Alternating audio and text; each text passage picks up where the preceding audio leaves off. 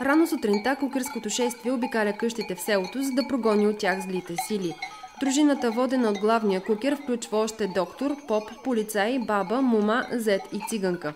Въпреки че традицията повелява кукерите да са мъже, в селото днес ритуалът се пресъздава само от жени. Костюмите също са изработени от подръчни материали, а кукерските маски са далеч от традиционните. Но тъй като персонажите са пародийни, това им придава още по-комичен характер. А и за местните е най-важно обичая да се спазва, като увлича млади и стари. Тук той включва символично примитане на дворовете и вдигане на много шум.